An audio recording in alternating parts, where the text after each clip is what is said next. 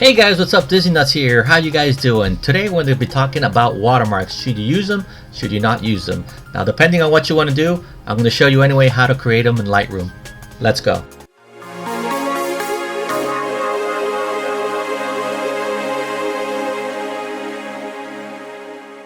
Okay, watermarks. Now this is something that we can go on forever and ever, and everybody's got a different opinion. So I'm going to tell you what I think of the watermarks and why I put them on some social media channels and some I do not. Now I don't have anything against people putting watermarks on Instagram, and I think it looks cool. But at least for me, I think it takes a little bit away from the photo, which is already small enough and which you're trying to put a story out there. And also, just for you to know, if you want your photo shared on other social media accounts, for example like Disney, I haven't seen where they share a photo that has a watermark on it unless the photo is one of their own. So that's something to keep in consideration.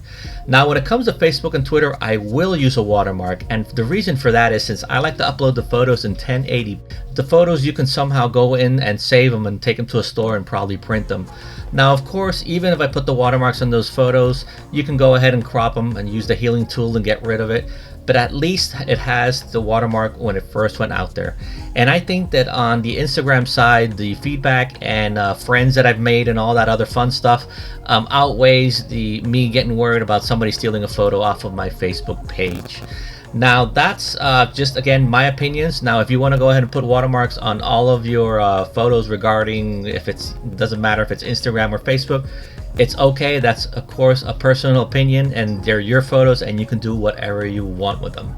In any case, we're going to go ahead and turn the camera around and I'm going to show you how to do them in Lightroom. Okay, so we got Lightroom open here with a picture of Cinderella's castle during sunset. And the reason that I have this photo open here, so when I create my watermark, I have sort of like a base of the image that's going to be showing on top of it. Now I'm doing this because realize that you may have to create more than one watermark for all your photos.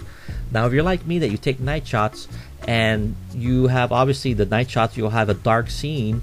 If you try to create a watermark with a black lettering, it will not come out, so you'll have to use sometimes white, and the same thing's vice versa. If it's the photo's too bright, you may need to use a black watermark. Now I will be honest, I do use the white one a lot, even in bright photos like this, because since the watermark I like to put it on the bottom, this is somewhat considered dark. If I would put it up on the top, it probably wouldn't show. Okay, so anyway, just pick a photo that is similar to what you usually post on your account so you can use it as a base.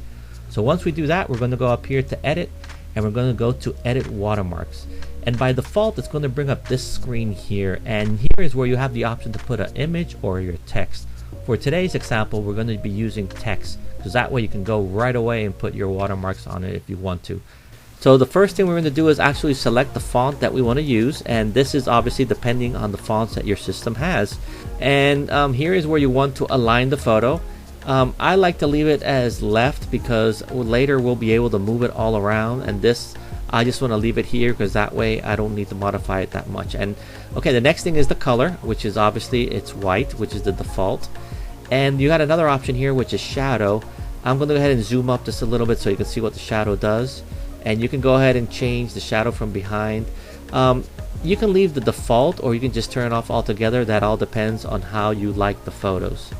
Okay, the next one is the opacity, and this is how bright or how transparent your image is going to be, or the text that you're selecting.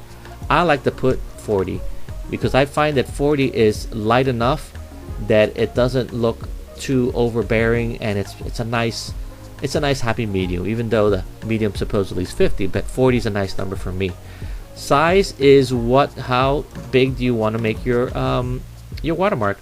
Now I recommend leaving it on proportional, because what happens is that since you can export different sizes, which is what I do, the size that I export to Instagram is different from the size I export to Facebook. I will leave this in proportional because it will change the size depending on how big the image is, which can happen that if the image is too big, the watermark will be really small and you won't be able to see it. Okay, the next one, which is here, insert, I'm going to skip this one because it all tied into here, which is the anchor. And the anchor is where the bottom left part of the watermark is going to be. Now I like to put it under the bottom middle right here, but again, this is all personal preferences. If you like to put it on the left or the right, that's up to you. Now I like to put it on the bottom middle because many times if I've already processed this photo and I want to crop it, I can just go ahead and I don't have to worry about cutting out the logos on the bottom. Again, this is just my personal preference. You can do whatever you want. Now, depending on the anchor, you'll get different options. For example, if I put on the bottom here, you can see I won't be able to modify horizontal because it's already selected as the middle. But I can go to vertical, and I can, you know, bump it up a little bit. For example, if I go ahead and I select bottom left, then I have the option to select to nudge it a little bit. But again, I'm going to select the middle right here, and I'm going to leave this as default. And if I hit save, the first thing it's going to ask me is for a name. So let's go ahead and put a name to it.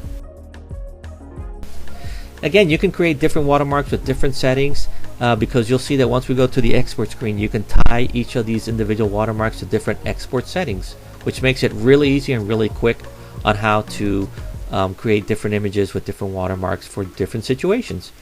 Okay, so there we go. So now let's say that we want to put our watermark on this photo. Now, if you've used Lightroom, you know you have to export your photo regardless of what it is, if it's RAW or JPEG. And we're going to right click here and we're going to hit export. Now I'm going to hit export just the general settings, and I'm not going to go too much into detail here because this is another video that I need to possibly explain. But what I am going to do is I'm just going to select one right here, just a regular one that I already have preset, and under here in the watermark is where I'm going to turn this on. If it's on, turn it on, and I'm going to select the one that we just created, and that is how I tie watermark to a preset that I've already created. So I'm going to hit export. And let's give it a second to export. And here is our photo.